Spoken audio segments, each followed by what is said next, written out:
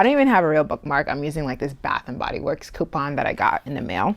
Hello friends, and welcome back. My name is Bintou and I'm super happy to have you here. So this is a special video because I actually hadn't done a video celebrating the milestone of 1,000 subscribers, and I decided to combine it here in a vlog where I'm celebrating 1,000 subscribers, but I'm also celebrating Black female voices because I happen to have a collection of books here that are all written by Black women, and 2 of them will center also on Black queer women. And I thought that fitted nicely because one of the goals of my channel, though I hadn't explicitly said it before, is to try to promote these diverse voices. So that's what we're gonna do in this vlog today. So first, let me take us through the 4 books that I'm planning to read over the course of this vlog.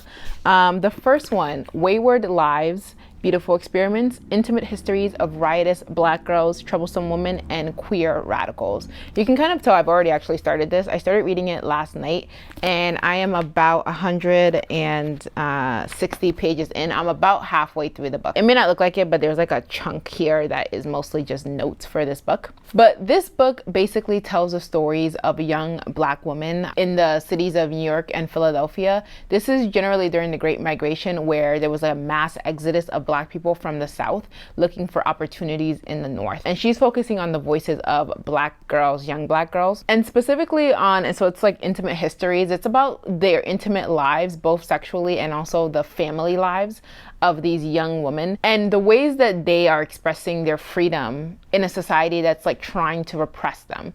So far I've read the stories of several young women, and my favorite part about this book so far is just the point of view that the author comes from.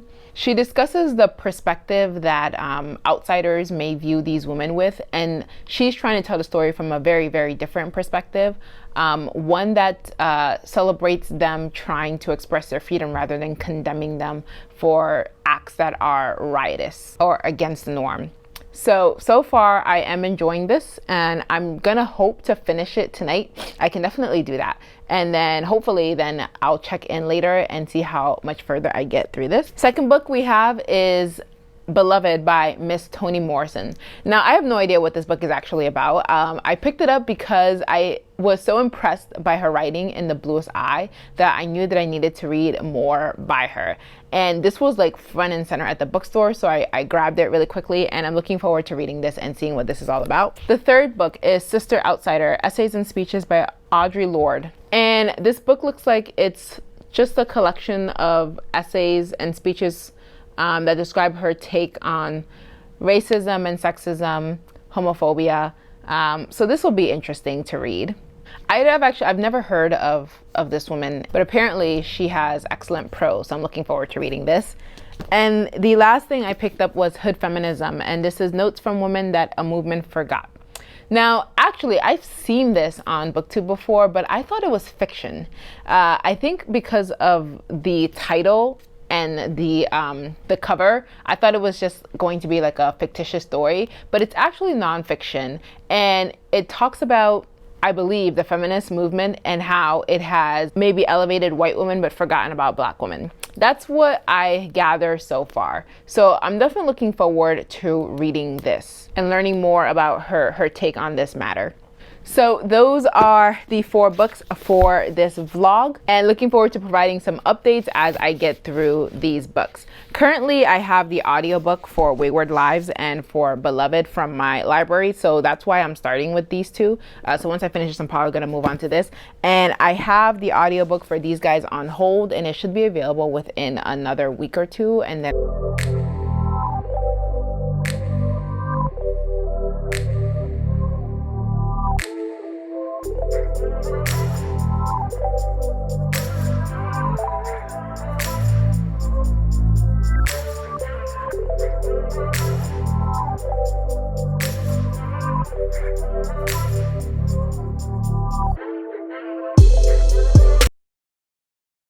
Hello friends. All right, it is Monday morning. It's pretty early actually. It's about 6 a.m.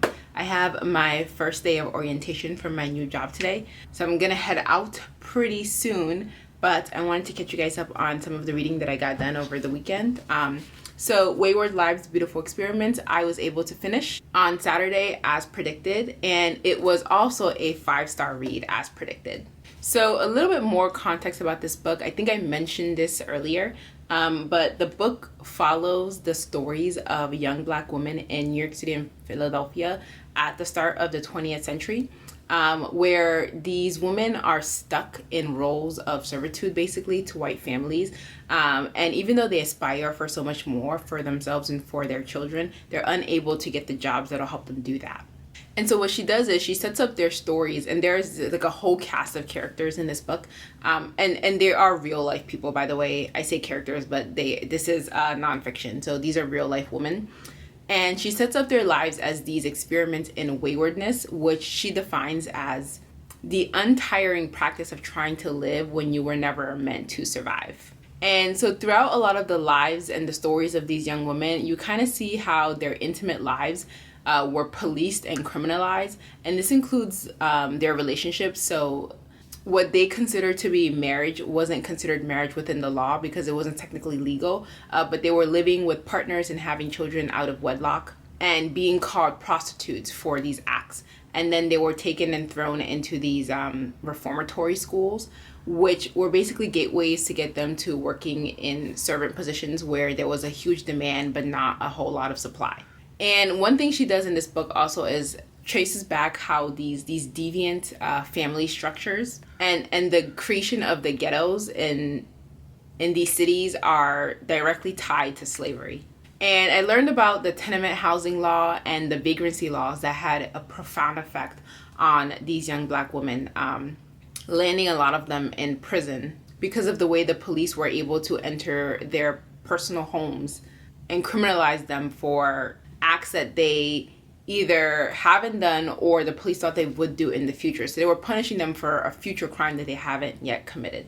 Sadaya Hartman, she just did such a beautiful, beautiful job with her writing and telling the stories of these women.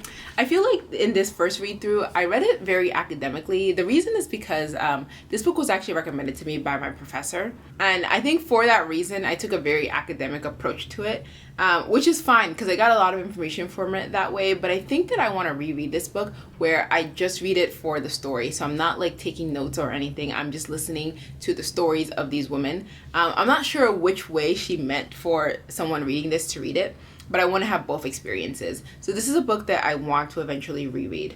And then last night I started Beloved, and it is actually pronounced Beloved because I'm listening to audiobook, and it is narrated by Toni Morrison, and so she pronounces it Beloved.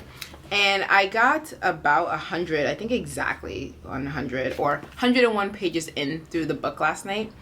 And so far, so good. So I will say that I was thoroughly confused at the end of the first chapter because, like I said, I hadn't read the blurb, so I had no idea what this was about. I don't recommend you do that. If you pick this book up, definitely at least read the blurb because it kind of informs at least the first chapter. By the end of the first chapter, things were starting to make sense, but I actually went back and started all over and reread from the beginning of the first chapter, just slowing it down a little bit. I think I read through a little bit too quickly, and I finally understood what was going on. One of the things is that she throws a cast of characters at you from the very beginning, and you don't know who these people are, so it's kind of hard to tell them apart. But basically, we're in this house, and the house is haunted. The main character, Setha, she lives in this house with her mother-in-law, who's called Baby Suggs or Grandma Baby, and her daughter, who's called Denver. She also has 2 sons who run away at the start of the book because the house is haunted and they get frightened. And it's haunted by a baby. Presumably, it's Setha's baby girl who passed away. Grandma Baby Suggs passes away within the first chapter, and she's revisited by a man from what they call Sweet Home, which turns out to be the place where they were all held as slaves. And so one of the men from there shows up. His name is Paul D, and he ends up staying with Setha and her daughter Denver. And we're kind of just like getting more and more of her background story. So you learn that she has like these scars on her back, which she calls a tree from when she was whipped. You also learn that she ran away from the plantation that she was on while she was pregnant with Denver. And then she also is explaining the story of how Denver was born and how she got her name. Yeah, so once I understood what was going on, I'm enjoying this book so far. And her writing did not let me down. It's just as beautiful as I was expecting it to be from having read The Bluest Eye. It's very poetic, but it's also a novel. It's hard to explain, but if you've read Toni Morrison, you probably know what I'm talking about. So that's my progress so far on these books. I'm predicting this is going to be at least 4-star. We'll have to see how the story unfolds. But that is my update for now, and I will see you guys later. All right, guys, it is the next Monday. It's been a full 7 days since I have updated this vlog. And that's mostly because I haven't been able to get nearly as much reading done as I would have liked. Our school year is about to start, and I know I've got some teachers that follow me, so you guys let me know how the school year is going to start for you guys, because this has been an extraordinarily overwhelming week for me. I spent all week like 8 hours a day in professional development and training and learning all of these new technologies that we can use in our online classroom and how can we increase student engagement. And it's a whole lot. And I'm starting in a brand new school district as well. So it's been a rough week. I left off talking about Beloved, and I have finished it. I finished it just last night. So it took me a little over a week to finish this, which is a little bit slow for me. Part of the reason is because this book is a little bit slow in the middle, and it was really the last 50 pages where things picked up, and I was able to wrap it up very quickly last night. So from where I left off, the character Beloved actually does enter the picture. So she is this girl who was randomly waiting at their house when they got back. And by they, I mean Setha and her daughter, Denver, and then the guy Paul D that Setha begins seeing, and she just becomes a part of their family. Eventually you learn that Beloved actually is Setha's daughter who passed away, and she's just come back. And Denver knows it right away, Denver the daughter, but Setha doesn't realize it until later on in the book. You will also learn a little bit more. I'm not going to get into that part because of spoilers. You'll learn a little bit more about the circumstances of the death of Setha's first daughter. And I think that's probably the biggest question that this book poses is, someone did something in this book, Setha specifically did something that was pretty awful, but the question is, should she be forgiven? And she's grappling with that because she hasn't really forgiven herself for what she did. And also, is it understandable that she did what she did? And all of this is kind of in the light of the fact that she ran away from slavery. And so the experience of slavery and the fear of returning back to slavery is what drove her to do the things that she did. And taking that into consideration, does that help the reader understand her decisions?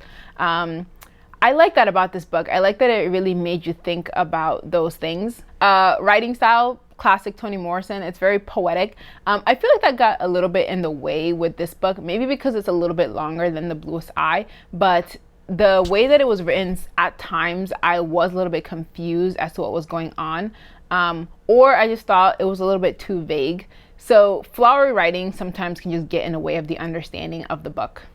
So that's something to keep in mind.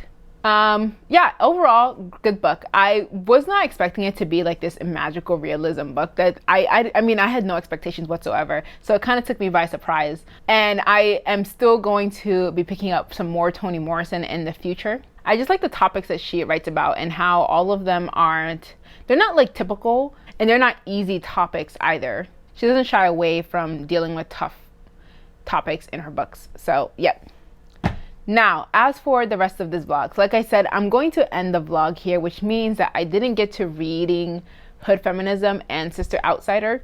I plan to read those books eventually, but like I said, I've been so overwhelmed with work that I know I'm not going to be able to get through them quickly enough to get this vlog finished and uploaded in time.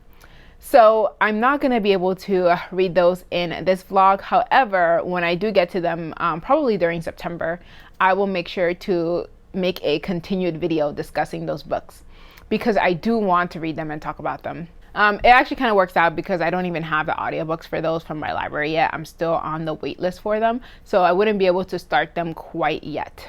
And with that, that's basically the end of this vlog. Thank you so much to all of my subscribers. And thank you to the viewers that are watching my videos. I really appreciate all of you. And I'm glad that you guys tuned in to listen to me talk about some of these awesome books for this vlog. And I hope I convinced some of you to pick some of these up as well. Thank you so much for watching, and I will see you in the next one.